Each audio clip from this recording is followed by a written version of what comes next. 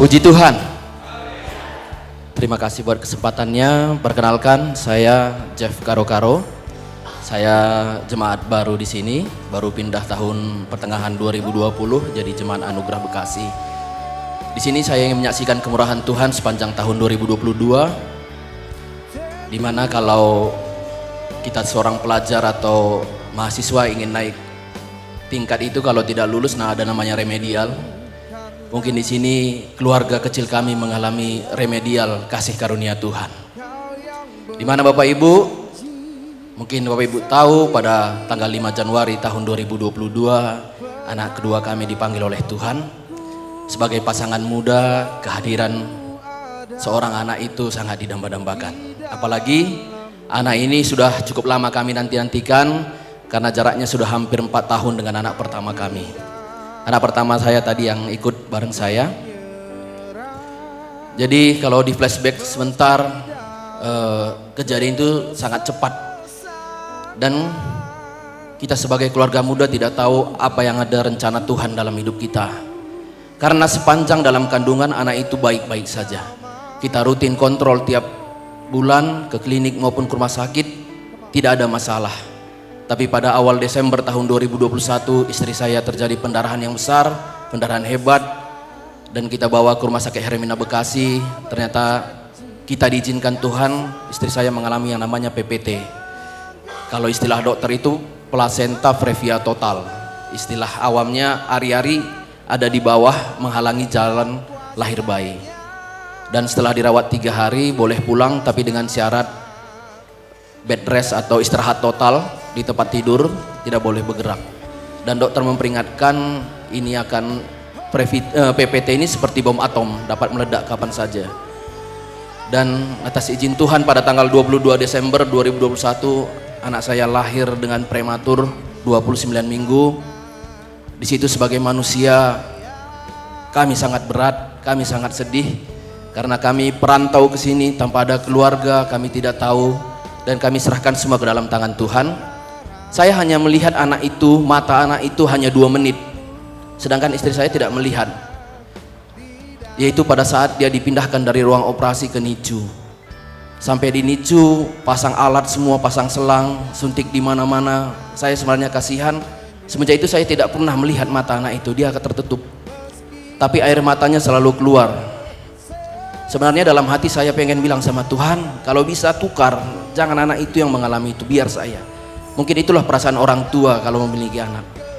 Tapi ya dengan si izin Tuhan, anak itu hanya bertahan 14 hari.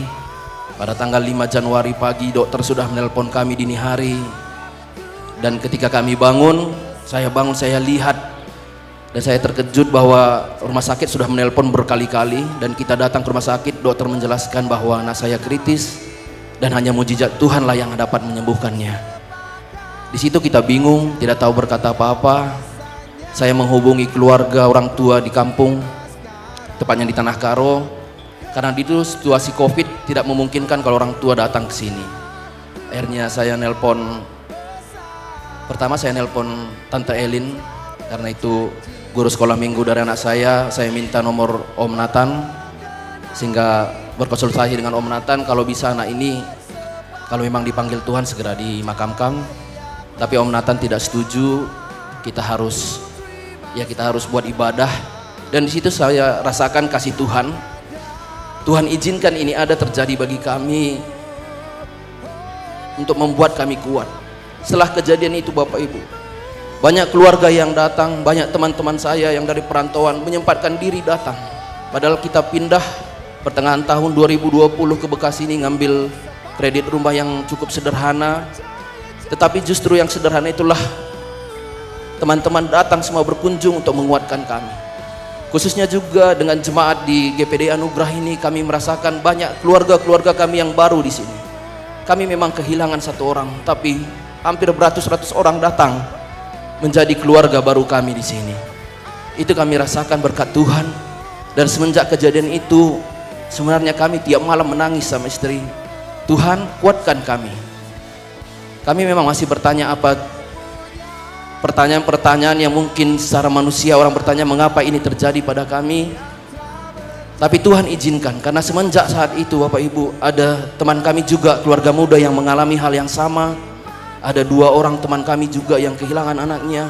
Kami bisa saling menguatkan, kami bisa saling berbagi, kami bisa saling sharing bagaimana kemurahan Tuhan yang melingkupi hidup kami.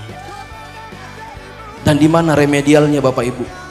Ternyata pada tanggal 1 Juli 2022 saya berulang tahun yang ke-33. Istri saya memberikan saya kado. Saya sangat senang karena jarang-jarang istri saya memberikan kado. Tapi setelah saya buka, istri saya bilang ini kado dari Tuhan. Setelah saya buka ternyata memang benar itu adalah kado. Untuk pasangan muda pasti sangat merindukan itu, tespek dengan garis biru 2. Ternyata Bapak Ibu, setelah saya pikirkan kembali, setelah saya ingat kembali, ternyata 1 tahun yang lalu juga pada umur saya ke-32, ternyata istri saya juga memberikan kado yang sama, yaitu tespek dengan garis biru 2. Tuhan, Engkau sangat baik. Apakah ini remedial dari Tuhan? Tapi apapun yang terjadi nanti tentang anak ini, kami tetap katakan bahwa Tuhan Yesus itu baik. Tuhan Yesus tidak pernah mengecewakan. Dan sepanjang perjalanan waktu Bapak Ibu, kita rutin untuk mengkontrol anak kami ini, yang ketiga ini, semuanya baik adanya. Tetapi 2 hari yang lalu Tuhan berikan ujian sama. Ternyata 2 hari yang lalu terjadi rembesan. Dan saya sangat takut. Dan kita periksa kembali. Saya berdoa sama Tuhan, kalau boleh ini jangan air ketuban. Ternyata yang saya pikirkan benar. Ternyata istri saya ada rembesan air ketuban. Memang tidak banyak, tapi tiap hari ada. Jadi doakan kami Bapak Ibu. Mungkin inilah remedial kami. Kuatkan kami, biar Tuhan memberikan kami kemenangan di tahun 2023. Dan ini sama persis dengan tahun lalu.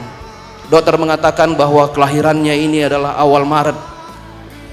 Jadi tetap doakan biar tetap Tuhan jaga. Dan untuk juga teman-teman kami, pasangan muda yang mungkin masih mengharapkan keturunan, serahkan semua kepada Tuhan. Sama seperti pemazmur katakan tadi, Tuhan menetapkan langkah-langkah orang yang berkenan kepadanya. Dan apabila dia jatuh, tidak sampai tergeletak karena Tuhan menopang tangannya. Inilah kesaksian kami. Terpujilah nama Tuhan. Tuhan Yesus baik. Haleluya.